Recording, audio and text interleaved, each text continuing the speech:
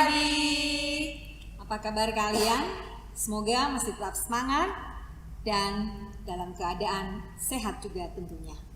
Nah, adik-adik, kali ini Nang Pendeta ditemani oleh Kak Lucy dan juga Kak Nunut. Nah, hari ini kita memperingati Jumat Agung, di mana kita mengenang akan pengorbanan Yesus Kristus di kayu salib untuk menebus kita dari dosa-dosa kita. Bukan begitu Kak Nunut dan Kak Lucy?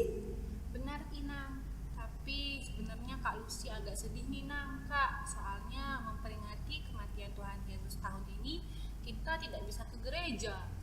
Jangan sedih Kak Lucy, walaupun adik-adik tidak bisa beribadah di sekolah minggu HKBP Minggu, tapi adik-adik bisa beribadah bersama papa, mama, di rumah, Inang.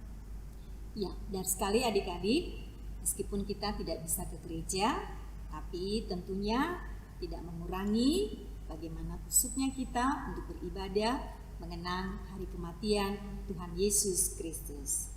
Nah, adik-adik, mari kita mempersiapkan Alkitab kita dan kita duduk dengan yang manis ya, supaya kita memulai ibadah kita dan juga pembelajaran firman Tuhan pada hari ini. Kita bernyanyi dari buku ND nomor 86.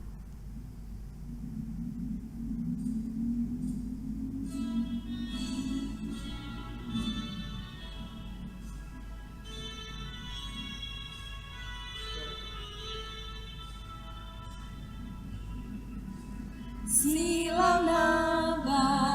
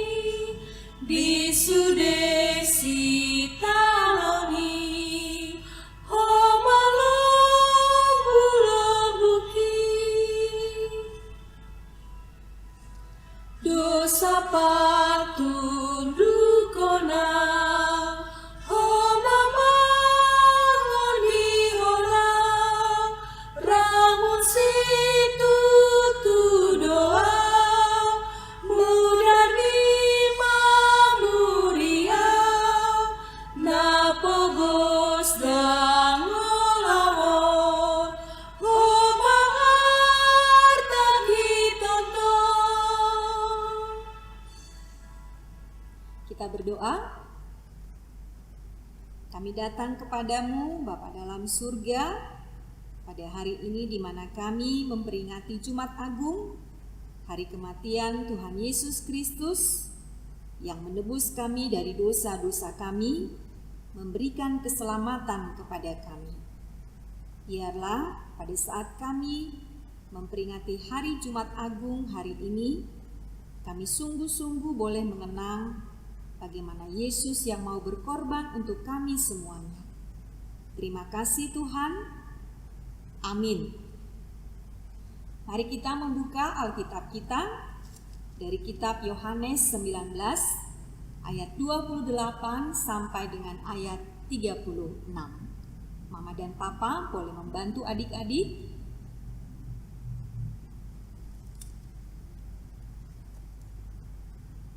Yuk kita baca bersama-sama. Sesudah itu, karena Yesus tahu bahwa segala sesuatu telah selesai, berkatalah ia, supaya genaplah yang ada tertulis dalam kitab suci. Aku haus. Di situ ada suatu bekas penuh anggur asam. Maka mereka mencucukkan bunga karang yang telah dicelupkan dalam anggur asam pada sebatang hisop, lalu mengunjukkannya ke mulut Yesus. Sesudah Yesus meminum anggur asam itu, berkatalah ia, sudah selesai. Lalu ia menundukkan kepalanya dan menyerahkan nyawanya. Lambung Yesus ditikam, karena hari itu hari persiapan, dan supaya pada hari Sabat, mayat-mayat itu tidak tinggal tergantung pada kayu salib, sebab Sabat itu adalah hari yang besar.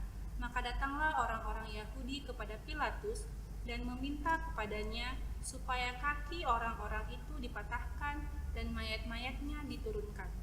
Maka datanglah prajurit-prajurit lalu mematahkan kaki orang yang pertama dan kaki orang yang lain yang disalibkan bersama-sama dengan Yesus.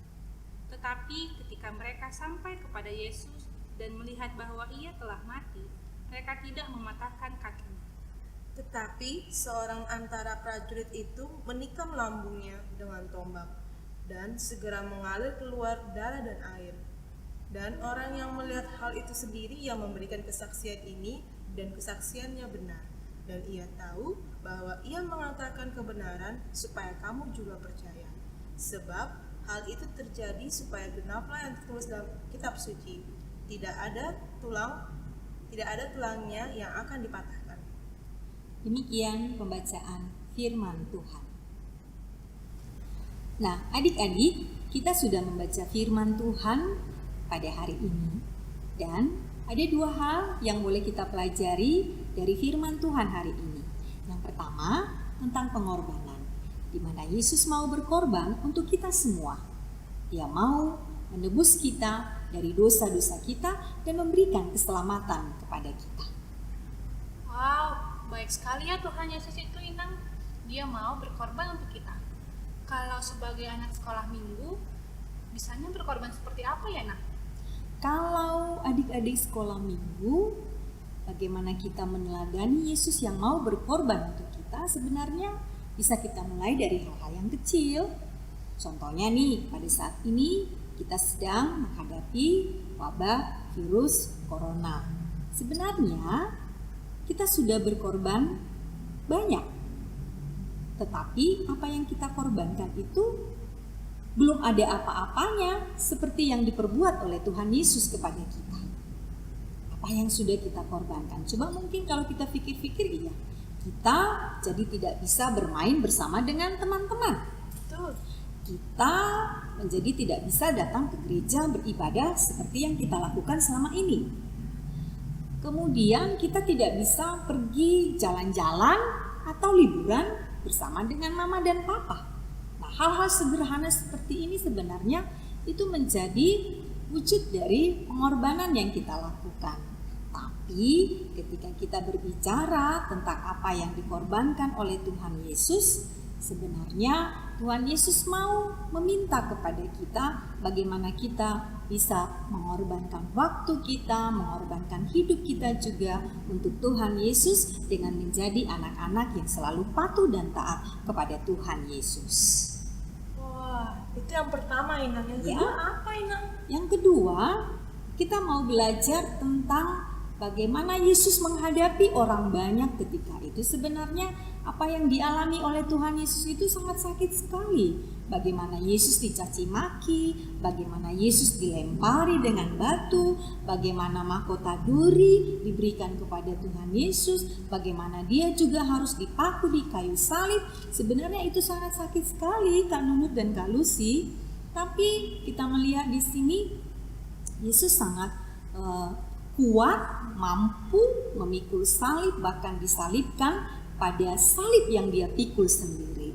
Nah, ini mengajarkan kepada kita juga sebagai anak-anak harus meneladani bagaimana Yesus yang kuat itu dalam menghadapi penderitaan, dalam menghadapi kesulitan di dalam kehidupan kita ini. Jadi apapun yang terjadi kepada kita semua, kepada adik-adik sekolah minggu, kita harus bisa tetap boleh menjadi anak-anak yang kuat, tidak menjadi lemah, tetapi terus menjadi anak-anak yang percaya kepada Tuhan Yesus. Begitu kira-kira Kak Lucy dan Kak Nunut. Berarti kita harus kuat ya, Kak Nut? Kita harus kuat. Kuat dan semangat. Semangat. Begitu. Ya, nah adik-adik semuanya, hari ini kita akan mendengarkan cerita yang akan dibawakan oleh Kak Nunut yang menceritakan tentang bagaimana Yesus yang berkorban itu untuk kita semuanya.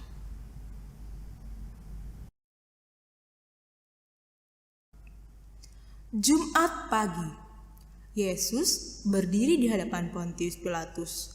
Kedua pergelangan tangannya diikat tali. Pilatus tahu Yesus tidak bersalah, namun ia tidak dapat berbuat apa-apa. Lalu Pilatus berkata di hadapan orang banyak, "Hari ini hari yang istimewa. Aku akan membebaskan seseorang. Mana yang kalian pilih, Yesus atau Barabas?" Orang banyak berseru, "Bebaskan Barabas dan salibkan Yesus." Pilatus terkejut dan Pilatus membasuh tangannya sebagai tanda ia tidak ikut memutuskan hukuman mati bagi Yesus. Dan inilah awal dari perjalanan panjang Yesus sampai ke Bukit Golgota. Yesus digiring ke ruangan pengadilan istana Pilatus. Para prajurit melepaskan jubahnya, lalu mengikat dia, dan mereka bergantian memukuli Yesus dengan cambuk kulit. Mereka memakaikan Yesus jubah ungu dan memahkotai Yesus dengan mahkota duri. Lalu mereka tertawa dan berkata, "Hahaha, hidup raja orang Yahudi." Dan disinilah Yesus menerima salibnya, salib yang berat dan tubuh yang sangat lemah. Yesus digiring keluar pengadilan dan ia memanggul salib melalui jalan yang berliku. Tiba-tiba Yesus limbung dan terjatuh. Inilah pertama kali Yesus jatuh. Yerusalem sangat ramai dengan orang. Di antara banyak orang tersebut, ada seseorang yang sangat istimewa bagi Yesus. Itulah Maria, ibunya. Maria mendatangi Yesus, mengulurkan tangannya dan menyentuhnya.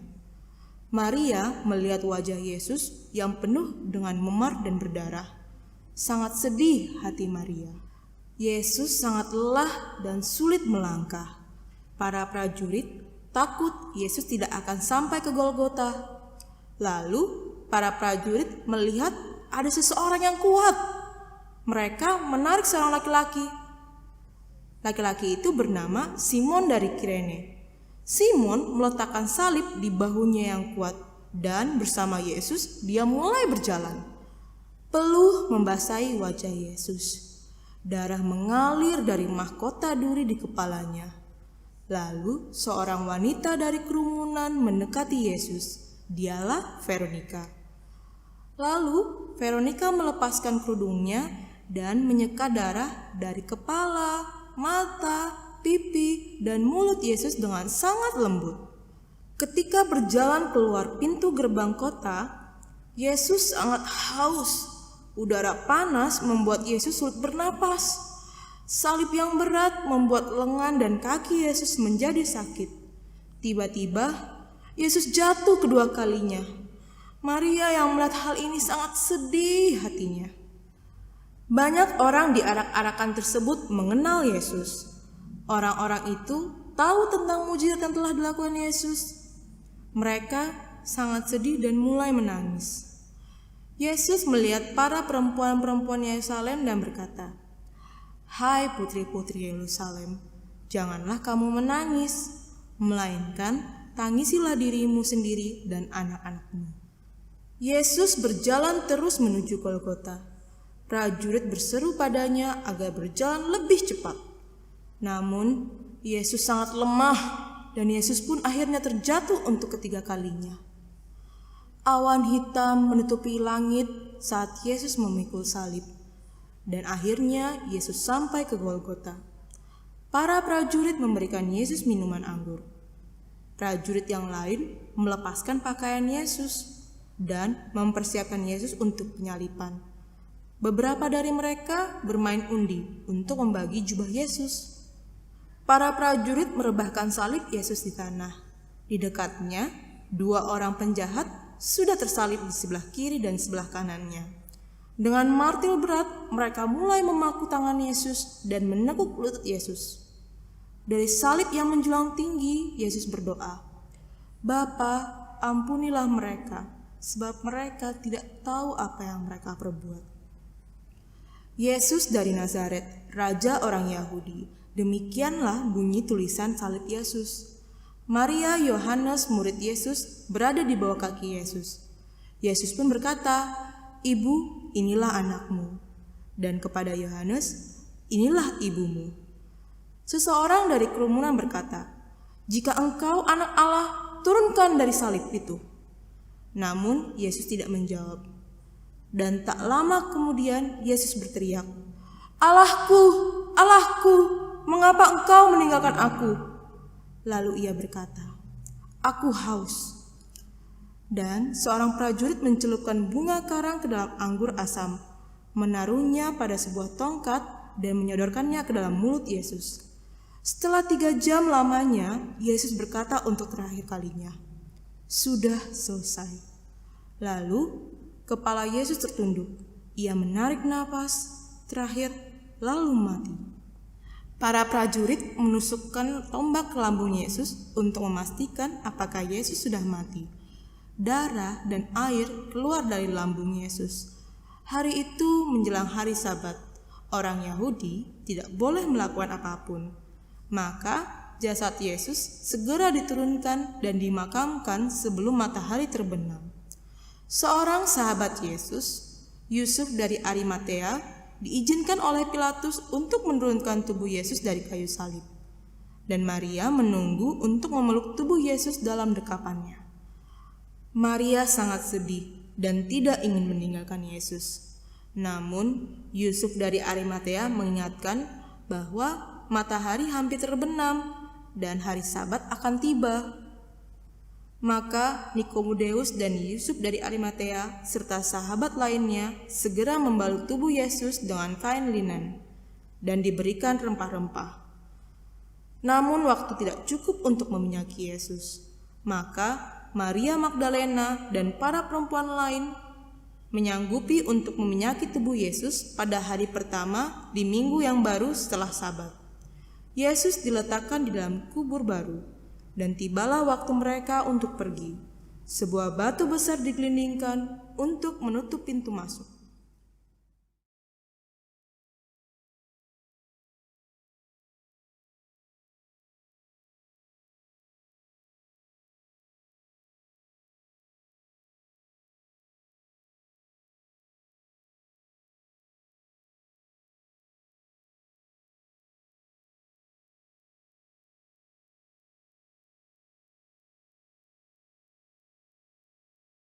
Nah, adik-adik, demikianlah cerita yang dibawakan oleh Kak Nunut kepada kita semua hari ini. Semoga apa yang disampaikan oleh Kak Nunut menjadi perenungan bagi kita untuk mengingat bagaimana Yesus yang mau berkorban untuk kita semuanya. Kita berdoa.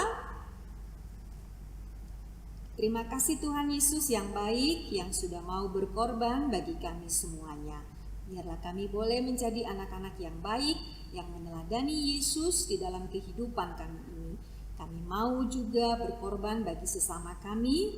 Kami juga mau menjadi anak-anak yang kuat dalam menghadapi apapun sebagai anak-anak yang menjadi kesayangan Tuhan Yesus. Amin. Kita bernyanyi dari Kidung Jemaat nomor 368.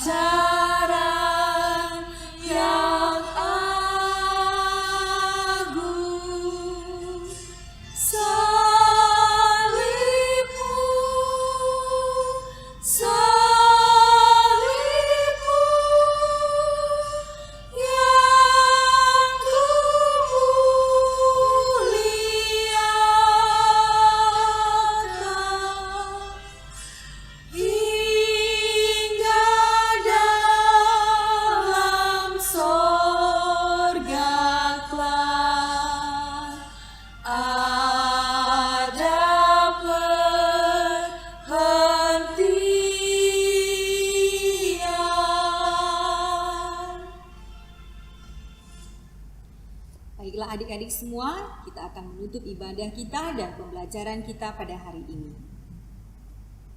Bapa dalam surga, kami bersyukur berterima kasih kepadamu karena Tuhan masih memberikan kesempatan kepada kami untuk selalu belajar dari firman-Mu. Dan pada hari Jumat Agung ini, di mana kami mengenang akan kematian Tuhan Yesus Kristus, biarlah firman yang sudah kami dengarkan dan juga cerita yang sudah disampaikan oleh kakak guru sekolah minggu kepada kami semuanya boleh semakin menguatkan iman percaya kami kepadamu. Terima kasih Tuhan. Amin. Nah, adik-adik semua, demikianlah pembelajaran kita pada Jumat Agung pada hari ini. Biarlah apa yang sudah kita dengarkan dari firman Tuhan dan juga apa yang disampaikan oleh kakak kita melalui ceritanya pada hari ini boleh membuat kita semakin menjadi anak-anak yang tetap percaya kepada Tuhan Yesus. Dan yang terakhir, adik-adik semua, Inang Pendeta, Kak Nunu dan Kak Lucy berpesan kepada adik-adik semua, tetaplah berdoa, Jaga kesehatan, Patuhi Papa dan Mama. dan di rumah aja. Sampai bertemu kembali pada hari Minggu yang akan datang. Bye!